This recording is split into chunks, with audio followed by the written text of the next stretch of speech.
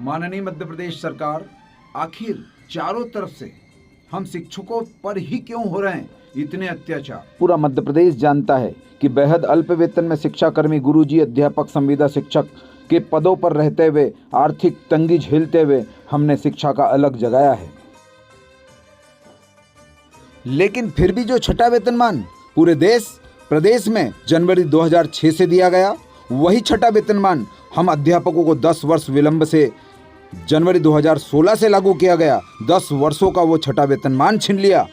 जो 7वां वेतनमान पूरे देश और प्रदेश में जनवरी 2016 से लागू हुआ, वही 7वां वेतनमान हमें 2.5 वर्ष विलंब से जुलाई 2018 से दिया गया। 2.5 वर्ष का वेतन शून्य कर दिया। विश्व ही नहीं बल्कि ब्रह्मांड का सबसे अद्भुत शोषण व अन्याय, अत्याचार भरा निर्णय मध्य प्रदेश सरकार ने लिया। हमारी 20 वर्षों की सेवाएं शून्य कर दी। यह बहुत बड़ा घोर अन्याय है, फिर भी हम चुप रहे। माननीय, आज देश में, प्रदेश में समान नागरिकता की बात हो रही है, समान नागरिकता को लागू करने की बात हो रही है।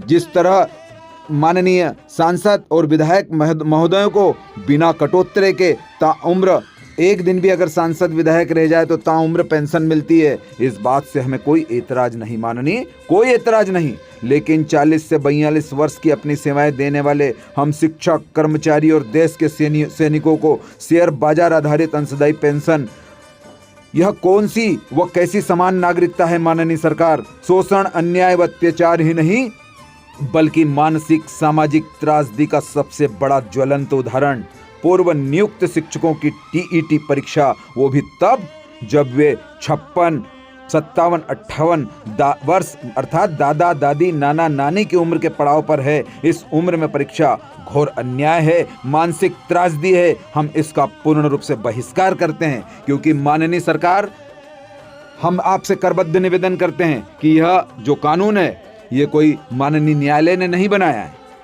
यह कानून हमारे भारत सरकार की माननीय संसद सभा में पारित किया गया है। माननीय, पूरा देश जानता है कि हमारे देश के अन्नदाता किसान भाइयों के लिए जो संसद सभा में 3 कृषि बिल पारित किए गए थे, उन तीनों कृषि बिलों से पूरे देश के किसान नाराज थे, दुखी थे। उन्होंने सड़कों पर लंबे समय तक आंदोलन किया। आखिरकार हमारी माननीय भारत सरकार को, संसद सभा को वही बिल वापस लेना पड़े, संशोधित करना पड़े।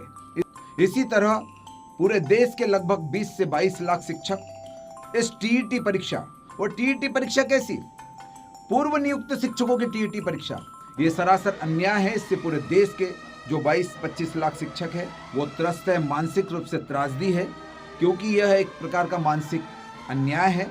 इस अन्याय को खत्म करते हुए माननीय मध्य प्रदेश सरकार और भारत सरकार से निवेदन करता हूं कि संसद सभा में उस 2017 में किए गए आरटीई संशोधन को पूर्ण रूप से शून्य किया जाए, उसको विलुप्त किया जाए और टीईटी से पूर्व शिक्षकों को मुक्ति दी जाए। साथ ही 20 वर्षों की जो सेवाएं शून्य की गई, उस सेवाओं को बहाल किया जाए। मैं मध्य प्रदेश के क्रांतिकारी अध्यापक शिक्षक साथियों से भी करबद्ध निवेदन करता हूं कि 20 वर्षों की सेवाएं शून्य जो की गई है, उसमें प्रथम नियुक्ति दिनांक से वरिष्ठता मिले।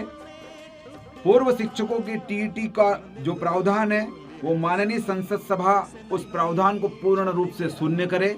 इसके लिए हम सबको प्रयास करना चाहिए।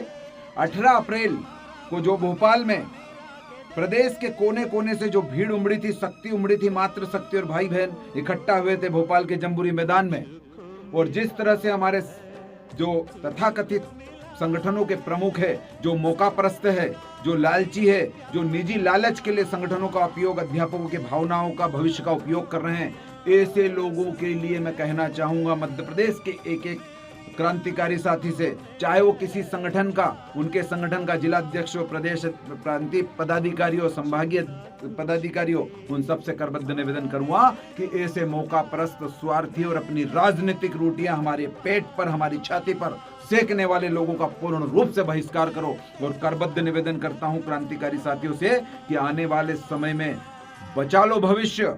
अभी तो हम पेंशन और ग्रेजुएटी की मांग कर रहे हैं, अगर टीईटी परीक्षा हो गई तो हजारों लोगों का रोजगार तक चला जाएगा। इसलिए हाथ जोड़कर निवेदन करता हूं, एकजुट हो। जिस तरह 2017-18 में अध्यापक संघर्ष समिति ने बिगुल बजाया था, इन मौकापरस्त संगठन के प्रमुखों की गद्दारी के कारण जो बिगुल बचाया, उस के बाद हमें मूल शिक्षा विभाग मिला, इसी तरह आज हमें फिर एकजुट होकर इंकलाब और इंकलाब का शंखनाद, आंदोलन का शंखनाद करने की आवश्यकता है।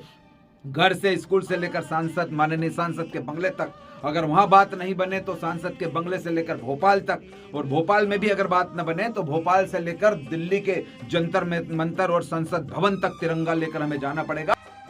इसलिए मेरे क्रांतिकारी साथियों, उठो, जागो, एकजुट होकर हमारी मांगों के लिए, हमारे भविष्य के लिए, उजड़ते भविष्य के लिए हमें आंदोलन का शंखनाद करना पड़ेगा।